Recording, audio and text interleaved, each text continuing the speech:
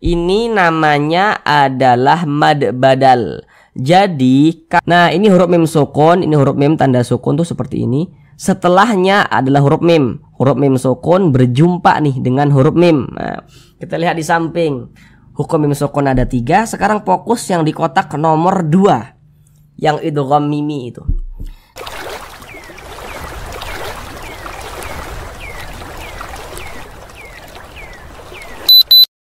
Assalamualaikum warahmatullahi wabarakatuh. Apakah Bapak Ibu saudara semuanya masih terbata-bata dalam membaca Al-Quran, belum lancar dalam membaca Al-Quran, kemudian juga belum memahami ilmu tajwid? Mari belajar mengaji Al-Quran bersama kami. Akan kami jelaskan tajwidnya dengan pelan-pelan, sehingga dengan penjelasan tajwidnya yang pelan-pelan, maka insya Allah Bapak Ibu saudara semuanya langsung dapat memahami ilmu tajwid Al-Quran dengan mudah. Kemudian insya Allah langsung dapat mempraktekkan dengan sendirinya ketika membaca Al-Quran. Kemudian dengan kita mempelajari ilmu tajwid, maka bagi Bapak Ibu saudara semuanya yang belum lancar dalam membaca Al-Quran, insya Allah secepatnya bisa segera lancar. Namun sebelum itu kami doakan terlebih dahulu, semoga Bapak Ibu saudara semuanya senantiasa dalam keadaan sehat, dipermudah segala urusannya, dikabulkan segala hajat-hajatnya, dan senantiasa dilancarkan rezekinya oleh Allah Subhanahu wa Ta'ala. Amin, amin, ya Rabbal Alamin.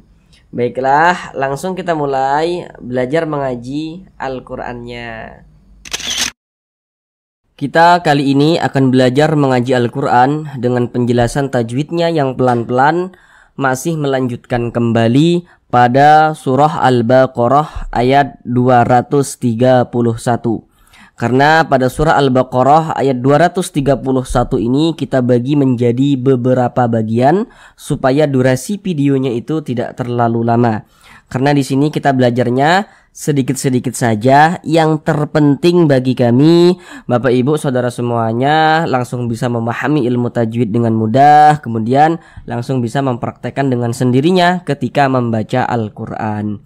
Sekarang ini kita masuk bagian yang ketiga daripada surah Al-Baqarah ayat 231 ini. Pada bagian yang ketiga ini kita akan belajar dari sini, dari wala tattakhidhu sampai sini, sampai ya'idzukum bih. Dari sini sampai sini. Sekarang akan kami bacakan terlebih dahulu dengan pelan-pelan. A'udzu billahi minasy syaithanir rajim. Bismillahirrahmanirrahim. Wala tattakhidhu ayatillahi huzuwan wadhkuru ni'matallahi alaikum wa ma anzala alaikum minal kitab wa ma anzala alaikum minal kitabi wal hikmati ya'idzukum bih. Sekarang kita bahas tajwidnya dengan pelan-pelan. Namun seperti biasa ada beberapa hal yang kami sampaikan di awal supaya nanti lebih memudahkan Bapak Ibu saudara semuanya dalam memahami penjelasan tajwid yang kami sampaikan. Yang pertama, kalau nanti kami katakan huruf sebelumnya, maka yang kami maksud itu adalah huruf yang berposisi sebelah kanan daripada suatu huruf. Kemudian kalau nanti kami katakan huruf setelahnya, maka yang kami maksud itu adalah huruf yang berposisi sebelah kiri daripada suatu huruf. Yang pertama di sini wala, di sini la dibaca panjang. Perhatikan rumus mad tabi'i yang di kotak nomor 3. Kalau kita membaca Al-Quran apabila berjumpa dengan huruf alif, ini bendera ke samping ini adalah alif. Kalau membaca Al-Quran berjumpa dengan huruf alif, kita perhatikan huruf sebelumnya. Tadi kalau kami mengatakan huruf sebelumnya, berarti huruf yang berposisi sebelah kanan daripada suatu huruf. Ini huruf alif. Sebelah kanan daripada huruf alif mana? Nah, berarti yang ini, yang huruf lam ini. Kalau membaca Al-Quran apabila berjumpa dengan huruf alif, kita perhatikan huruf sebelumnya. Kalau ada alif, sebelumnya ada huruf yang memiliki tanda baca fathah. Maka huruf yang memiliki tanda baca fathah yang berposisi tepat sebelum huruf alif, maka huruf tersebut dibaca panjang. Ini huruf alif. Ini sebelumnya nih ada huruf yang memiliki tanda baca fathah. Baris satu ke atas ini namanya tanda baca fathah atau harokat fathah. Ada alif, sebelumnya ada harokat fathah, maka huruf tersebut dibaca panjang. Sehingganya la dibaca panjang. Wala, seperti itu. Mad tabi'i panjangnya 2 harokat. 2 harokat itu untuk lebih mempermudah kita dalam belajar. Kira-kira temponya itu 2 ketukan. Wala tattakhidhu. Ketukan itu hanya sarana saja untuk mempermudah kita dalam belajar. Dan ketukannya pun tergantung ritme atau tempo bacaan kita. Wala tattakhidhu. Di sini dzu dibaca panjang. Ini namanya adalah mad jaiz munfasil. Namun sebelum itu perhatikan terlebih dahulu rumus mad tabi'i yang di kotak nomor 2 yang di tengah. Kalau kita membaca Al-Quran apabila berjumpa dengan huruf waw sukun, ini huruf waw, tanda sukun itu seperti ini. Huruf sukun itu kadang disebut juga dengan huruf mati. Jadi kalau ada yang mengatakan ini huruf sukun nih, ini huruf mati nih, itu maksudnya itu sama saja. Kalau membaca Al-Quran apabila berjumpa dengan huruf waw sukun, ini huruf waw, tanda sukun tuh seperti ini.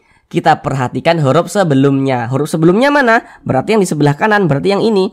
Kalau membaca Al-Quran berjumpa dengan huruf waw sukun, kita perhatikan huruf sebelumnya. Yang kita perhatikan itu adalah tanda bacanya untuk menentukan apakah huruf tersebut dibaca panjang atau dibaca pendek. Ada huruf waw sukun sebelumnya, ada huruf yang memiliki tanda baca dhammah. Ini namanya tanda baca dhammah nih, atau harokat dhammah. Maka huruf yang memiliki tanda baca dhammah yang berposisi tepat sebelum huruf waw sukun, maka huruf tersebut dibaca panjang. Ini huruf waw tanda sukun seperti ini. Ini sebelumnya nih ada huruf yang memiliki tanda baca dhammah. Nah, sehingganya dzu ini dibaca panjang. Jadi secara singkatnya rumus mad tabi'i yang di kotak nomor 2 ini, huruf waw sukun pasangannya tanda baca dhammah sehingga huruf sebelumnya dibaca panjang. Kalau yang di kotak nomor 3 tadi, huruf alif pasangannya tanda baca fathah sehingga huruf sebelumnya dibaca panjang. Tapi kalau waw sukun pasangannya tanda baca dhammah sehingga huruf sebelumnya itu dibaca panjang. Sehingganya dzu dibaca panjang. Pada awalnya namanya mad tabi'i. Kemudian mad tabi'inya nih berjumpa dengan huruf hamzah nih. Tapi dalam beda kata atau di lain kalimat, maka namanya berubah menjadi mad jaiz munfasil. Kemudian mungkin saudara nanti bertanya-tanya, mana huruf hamzahnya? Ini huruf hamzah. Loh, bukankah ini huruf alif? Nah, perlu untuk kita ingat, kalau kita membaca Al-Quran apabila berjumpa dengan huruf alif tapi memiliki harokat nih atau memiliki tanda baca, maka itu adalah huruf hamzah.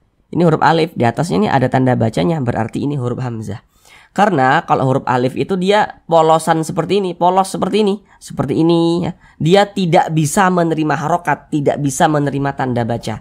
Tapi kalau ada alif kemudian ada tanda bacanya, maka itu adalah huruf hamzah. Jadi huruf hamzah itu bisa ditulis dalam bentuk alif yang memiliki tanda baca seperti ini.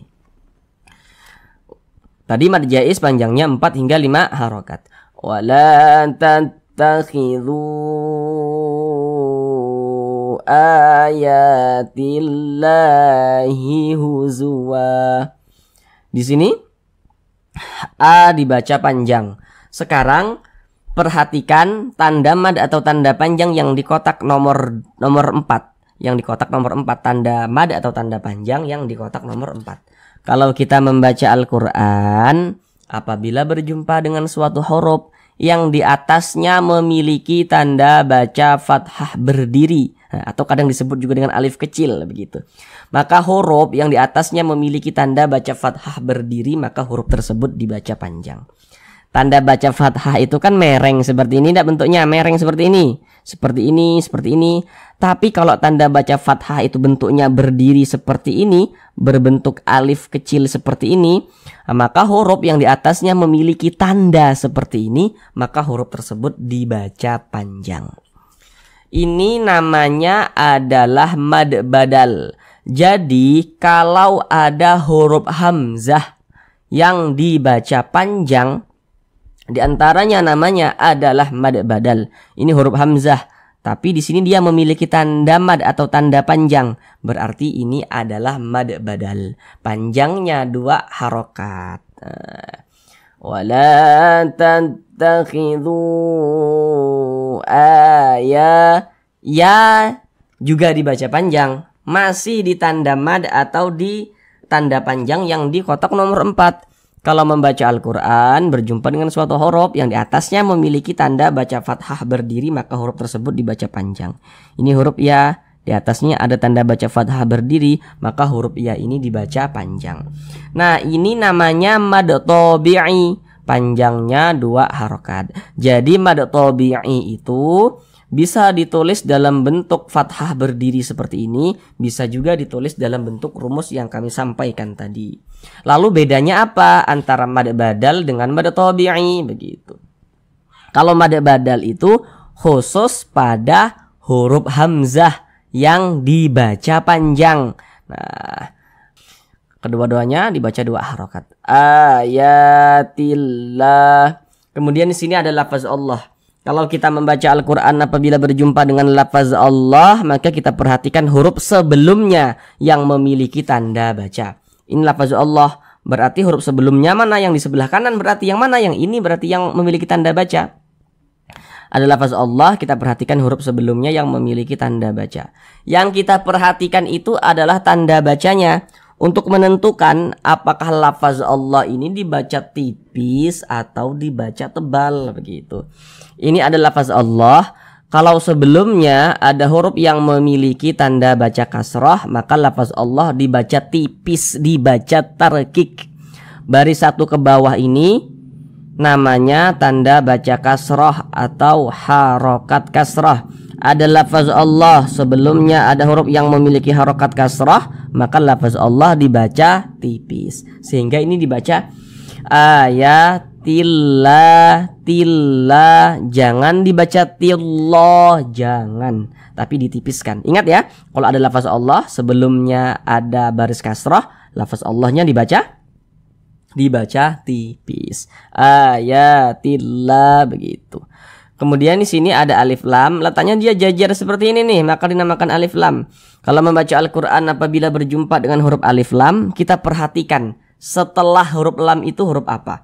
Tadi kalau kami mengatakan huruf setelahnya, di awal tadi sudah kami jelaskan, maka yang kami maksud huruf yang berposisi sebelah kiri.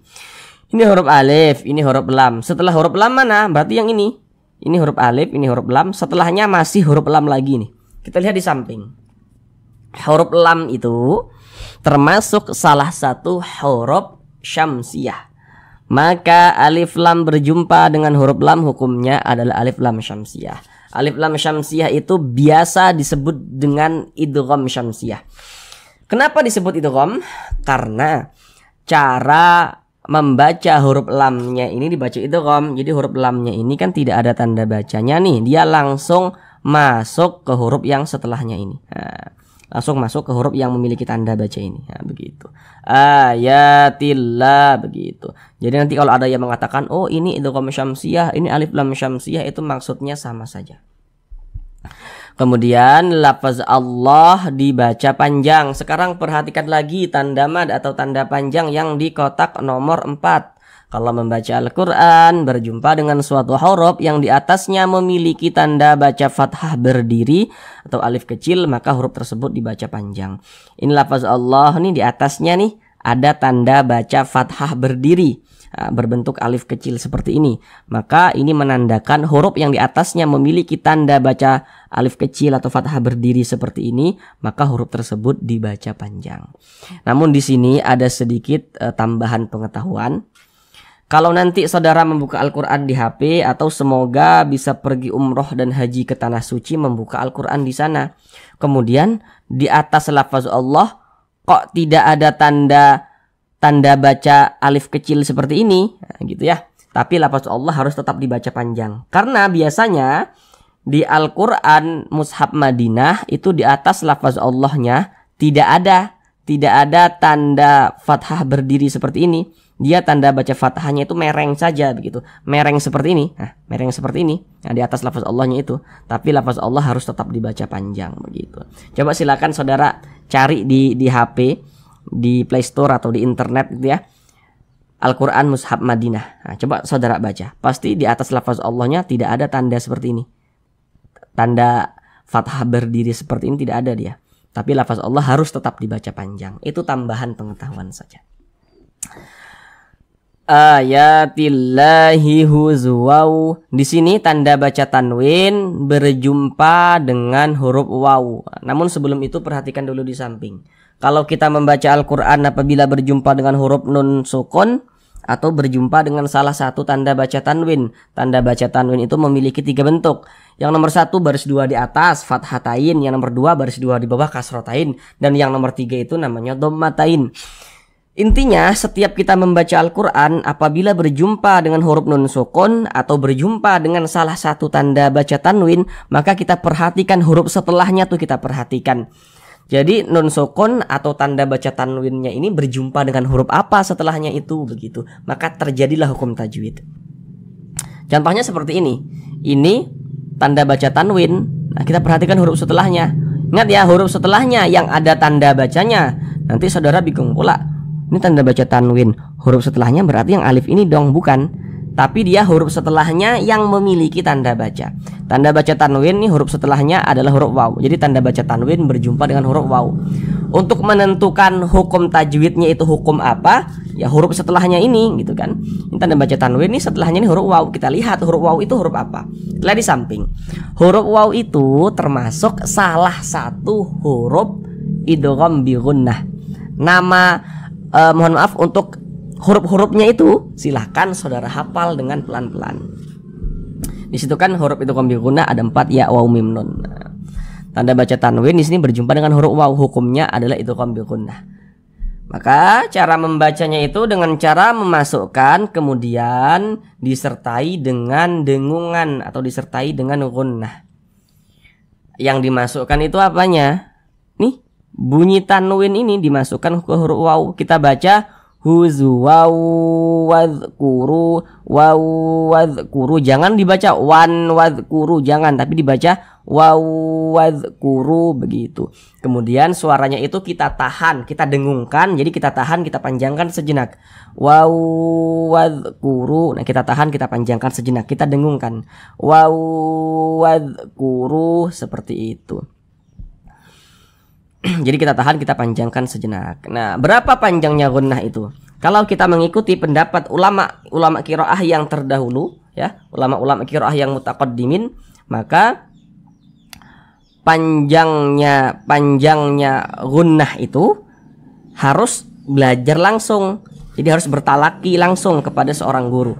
Tapi ada ulama qiraah yang mutaakhirin yang mengatakan bahwa panjangnya gunnah itu adalah 2 harokat. Nah, huzwaw wadhkuru seperti itu. Kita tahan, kita panjangkan sejenak. Huzwaw wadhkuru. Kemudian huruf ra yang memiliki tanda baca dhammah, huruf ra memiliki tanda baca dhammah, maka dibaca tebal, dibaca tafkhim, sehingga pangkal lisan kita itu naik terangkat ke atas ketika kita mengucapkannya. Huruf ra-nya kita tebalkan, wadhkuru, begitu kita tebalkan. Kemudian ru dibaca panjang. Sekarang perhatikan lagi rumus mad tabi'i yang di kotak nomor 2. Kalau kita membaca Al-Quran apabila berjumpa dengan huruf waw sukun, ini huruf waw, tanda sukun tuh seperti ini. Sebelum waw sukun nih ada huruf yang memiliki harokat dhammah. Maka huruf yang memiliki harokat dhammah yang berposisi tepat sebelum huruf waw sukun, maka huruf tersebut dibaca panjang. Makanya ru dibaca panjang karena di sini huruf ra ini memiliki tanda baca dhammah. Dan dia posisinya itu sebelum huruf waw sukun. Ini huruf waw nih, sebelumnya nih ada huruf yang memiliki harokat dhammah. Maka ru dibaca panjang. Mad tabi'i panjangnya 2 harokat.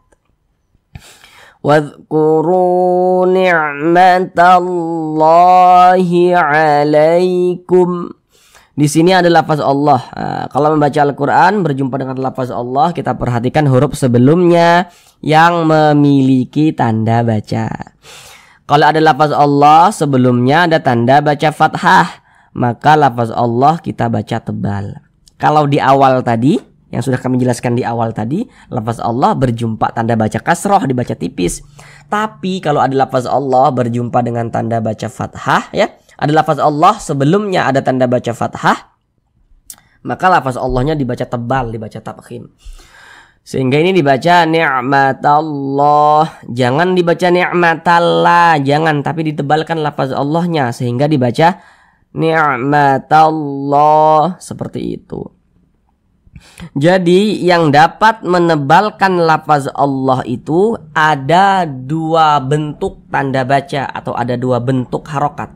Yang pertama yakni tanda baca fathah yang dapat menebalkan lafaz Allah nih. Yang kedua adalah tanda baca dhammah nih, bentuknya seperti ini yang dapat menebalkan lafaz Allah. Jadi kalau ada lafaz Allah, kita perhatikanlah huruf sebelumnya yang memiliki tanda baca. Kalau ada lafaz Allah nih sebelumnya ada tanda baca fathah seperti ini atau tanda baca dhammah, maka lafaz Allahnya dibaca tebal. Sehingga ini dibaca ni'matallah, seperti itu. Ni'matallahi 'alaikum. Kemudian di sini ada alif lam lagi berjumpa dengan huruf lam. Tadi sudah detail kami jelaskan. Kita lihat di samping, huruf lam termasuk huruf syamsiyah. Maka alif lam berjumpa nih dengan huruf lam, hukumnya adalah alif lam syamsiyah. Ni'matallahi 'alaikum. Lafaz Allah dibaca panjang. Perhatikan tanda mad yang di kotak nomor 4. Karena di atasnya ada tanda baca fathah berdiri, maka lafaz Allah dibaca panjang. Nah, ini tanda panjang nih atau tanda mad. Makanya dibaca panjang, mad tabi'i panjangnya 2 harokat. Ni'matallahi 'alaikum. Kemudian di sini ada huruf ya sukun. Ini huruf ya, tanda sukun tuh seperti ini. Kalau membaca Al-Quran apabila berjumpa dengan huruf ya sukun, maka kita perhatikanlah huruf sebelumnya. Kalau ada huruf ya sukun sebelumnya ada huruf yang memiliki tanda baca fathah, maka huruf ya sukunnya ini adalah huruf lin. Ini huruf ya tanda sukun seperti ini. Ini sebelumnya nih ada huruf yang memiliki tanda baca fathah, sehingganya huruf iya-nya ini adalah huruf lin. Maka cara membacanya itu mudah, tidak memberatkan lisan, dilunakkan saja. Kita baca alaikum, jangan sampai condong ke jangan dibaca alaikum. Sering tuh kita dengar biasanya kurang memperhatikan sehingga dibaca alaikum. Jangan, tapi dilunakkan alaikum begitu. Kemudian juga tidak boleh ditekan-tekan karena dia lunak. Alaikum, jangan dibaca alaikum, alaikum. Nah, jangan digitukan, lunak saja dia. Alaikum begitu. Kemudian di sini ada huruf mim sukun. Ini huruf mim tanda sukun tuh seperti ini. Ini berjumpa dengan huruf waw. Nah, perhatikan di samping, hukum mim sukun itu ada 3. Sekarang fokus yang di kotak nomor 3 yang izhar syafawi. Kalau kita membaca Al-Quran berjumpa dengan huruf mim sukun, kemudian setelah huruf mim sukun itu bukan huruf ba, bukan huruf mim, maka semua hukumnya namanya izhar syafawi. Ini huruf mim sukun nih. Setelahnya ya, Setelahnya di sini adalah huruf waw. Ini huruf mim sukun, ini setelahnya adalah huruf waw.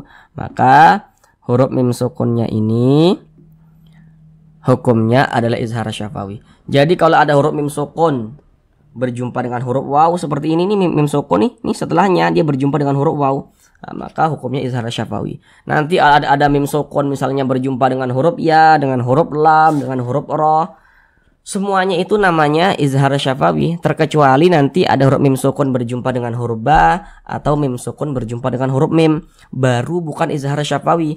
Tapi kalau ada huruf mim sukun tidak berjumpa dengan huruf ba, tidak berjumpa dengan huruf mim, maka semua hukumnya namanya adalah izhar syafawi. Karena dia izhar maka dibaca jelas, tidak berdengung, pendek saja kita baca alaikum wama. Jangan dibaca alaikum wama, jangan dipanjangkan seperti itu, pendek saja. Alaikum wama, begitu. Kemudian ma ini namanya adalah mad jaiz munfasil lagi. Tapi sekarang perhatikan terlebih dahulu rumus mad tabi'i yang di kotak nomor 3. Kalau membaca Al-Quran apabila berjumpa dengan huruf alif, ini huruf alif, sebelum huruf alif ada huruf yang memiliki tanda baca fathah. Nah, ini alif, nih sebelumnya nih tanda baca fathah nih baris satu ke atas. Nah, maka huruf yang memiliki tanda baca fathah yang berposisi tepat sebelum huruf alif, maka huruf tersebut dibaca panjang. Sehingganya ma ini dibaca panjang. Nah, pada awalnya namanya mad tabi'i, kemudian mad tabi'inya berjumpa dengan huruf hamzah tapi di lain kata atau di lain kalimat, maka namanya berubah menjadi mad jaiz munfasil, panjangnya boleh 4, boleh juga 5 harokat. Wa ma anzala alaikum, nun sukun berjumpa dengan huruf za. Tadi di awal sudah kami jelaskan, kalau membaca Al-Quran apabila berjumpa dengan huruf nun sukun atau salah satu tanda baca tanwin, kita perhatikan huruf setelahnya itu huruf apa, maka terjadilah suatu hukum tajwid. Ini huruf nun sukun, ini setelahnya adalah huruf za. Nah, huruf nun sukun berjumpa dengan huruf za. Nah, kita lihat di samping, huruf za itu termasuk salah satu huruf ikhfa hakiki awsat. Kenapa dikatakan awsat? Karena makharijul huruf nun dengan huruf za ini di tengah-tengah. Nah, maka cara membacanya itu disamarkan kemudian didengungkan. Jadi antara kadar samar dan kadar dengungnya itu dia seimbang. Jadi kita baca wa ma anzala alaikum. Jangan dibaca anzala, jangan. Tapi kita baca anzala alaikum, kemudian didengungkan. Suaranya itu kita tahan, kita panjangkan sejenak. Wa ma anzala alaikum, begitu. Kemudian di sini ada huruf ya sukun, sebelumnya tanda baca fathah, berarti huruf ya sukunnya ini adalah huruf lin lagi. Tadi sudah detail kami jelaskan di awal. Maka cara membacanya dilunakkan. Alaikum, begitu. Nah, ini huruf mim sukun, ini huruf mim tanda sukun tuh seperti ini. Setelahnya adalah huruf mim. Huruf mim sukun berjumpa nih dengan huruf mim. Nah, kita lihat di samping. Hukum mim sukun ada 3. Sekarang fokus yang di kotak nomor 2. Yang idgham mimi itu. Kalau ada huruf mim sukun berjumpa dengan huruf mim, ini huruf mim sukun. Ini huruf setelahnya di sini adalah huruf mim. Mim sukun berjumpa dengan huruf mim. Nah, maka hukumnya itu adalah idgham mimi. Maka kita dengungkan. Jadi suaranya itu kita tahan, kita panjangkan sejenak. Alaikum minal kita dengungkan. Alaikum, kita tahan, kita panjangkan sejenak. Alaikum minal kita. Di sini ada alif lam berjumpa dengan huruf kaf. Ini alif, ini lam. Setelah huruf lam ini adalah huruf kaf nih. Nah, kita lihat di samping. Huruf kaf itu termasuk salah satu huruf qamariyah. Maka alif lam berjumpa dengan huruf kaf, hukumnya adalah alif lam qamariyah. Alif lam qamariyah itu biasa disebut dengan izhar qamariyah atau izhar qamari. Kenapa kok disebut izhar qamariyah juga? Karena cara membaca huruf lamnya ini dibaca izhar. Huruf lamnya ini terbaca dengan jelas, minal kita, begitu. Kalau syamsiyah tadi yang di atas tadi yang sudah kami jelaskan tadi, huruf lamnya dia tidak dibaca, tidak ada tanda bacanya. Tapi kalau qamariyah huruf lamnya dia dibaca, ada tanda bacanya nih. Minal ada tanda sukunnya, dibaca huruf lamnya. Minal kita. Kemudian ta dibaca panjang, ini mad tabi'i. Perhatikan tanda mad yang di kotak nomor 4. Kalau membaca Al-Qur'an, di atas berjumpa dengan suatu huruf yang di atasnya memiliki tanda baca fathah berdiri, maka huruf tersebut dibaca panjang. Ini huruf ta di atasnya nih ada tanda baca fathah berdiri atau alif kecil, maka ini adalah tanda baca panjang. Mad tabi'i panjangnya 2 harokat. Minal kita biwal. Di sini ada alif lam berjumpa dengan huruf H. Kita lihat di samping, huruf H ini huruf apa? Ternyata termasuk salah satu huruf qamariyah lagi. Maka alif lam nih, alif dan lam nih berjumpa dengan huruf H. Hukumnya adalah alif lam qamariyah. Maka huruf lamnya dibaca izhar. Terbaca dia dengan jelas. Wal hikmati ya'idzukum bih. Kemudian di sini ada huruf kaf.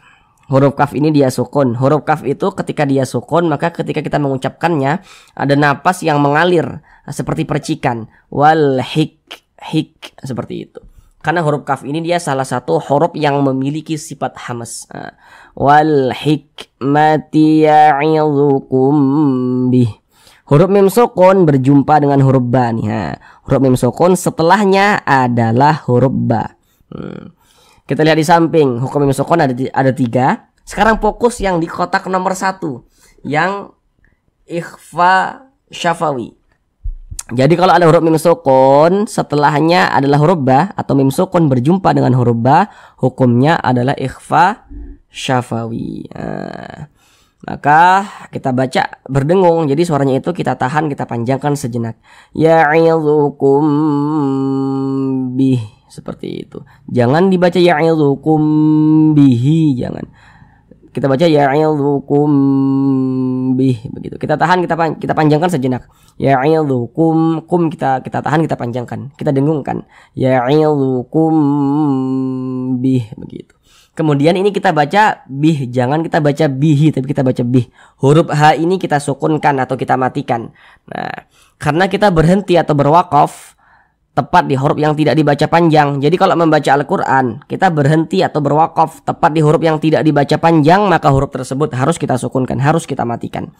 Ini kita membaca Al-Quran, kemudian kita berhenti atau berwakaf tepat di huruf H. Huruf H ini tidak dibaca panjang, sehingganya huruf H ini kita sukunkan, sehingga dibaca ya'idzukum bih, seperti itu. Jangan dibaca ya'idzukum bihi, jangan. Huruf H kita sukunkan, karena tidak dibaca panjang. Mungkin nanti saudara bertanya-tanya, bukankah huruf H ini ada tanda panjangnya nih, ada tanda madnya nih, begitu. Nih huruf H nih di atasnya, mohon maaf di bawahnya ini ada tanda baca kasroh berdiri atau alif kecil. Nah, sekarang kayak gini, perhatikan dulu tanda mad atau tanda panjang yang di kotak nomor 3. Kalau membaca Al-Quran berjumpa dengan suatu huruf yang di bawahnya memiliki tanda baca kasroh berdiri berbentuk alif kecil seperti ini menandakan bahwa huruf tersebut dibaca panjang. Akan tetapi hi ini namanya adalah mad silah qasirah. Ini mad silah qasirah namanya nih. Nah, jadi kalau ada H bentuknya seperti ini nih, di bawahnya ada tanda seperti ini, ya, itu begitu saja cara mudahnya. Itu adalah mad silah qasirah. Sedangkan mad silah qasirah itu kaedahnya apabila diwakafkan, maka dia mad silah qasirahnya tidak berfungsi. Tapi kalau diwasolkan tidak berwakaf, maka baru tanda madnya itu berfungsi. Ini kita berhenti tepat di huruf yang memiliki tanda mad seperti ini. Kita berhenti di mad silah qasirah ini kan, bih, tidak berfungsi dia. Tapi kalau kita wasolkan, kita teruskan ya'idzukum bihi dan seterusnya, baru tanda madnya ini berfungsi sehingga huruf H ini dibaca panjang. Nah, jadi tadi apa? Kalau berhenti atau berwakaf, maka tanda madnya tidak berfungsi. Tapi kalau misalkan diwasolkan, barulah tanda mad atau tanda panjangnya itu berfungsi seperti itu. Kemudian di sini ada tanda waqaf, qaf dengan lam yang bermakna al-waqfu aula. Jadi maksudnya itu berwakaf atau berhenti itu lebih utama. Kalau menemukan tanda wakaf seperti ini, maka alangkah baiknya kita berwakaf dulu, berhenti dulu, ambil napas, baru kita lanjutkan lagi bacanya. Nah, sekarang kita ulang sekali lagi dari awal. Walan tattakhidhu ayatillahi huzuwan wadhkuru ni'matallahi alaikum wa ma anzala alaikum minal kitabi wal hikmati ya'idhukum bih. Sekian pembelajaran kita pada kali ini. Supaya tidak sia-sia, tidak buang-buang waktu, tidak lupa dengan apa yang telah kita pelajari, maka dalam sehari semalam sempatkanlah waktu untuk membuka Al-Quran dan membacanya. Terima kasih. Assalamualaikum warahmatullahi wabarakatuh.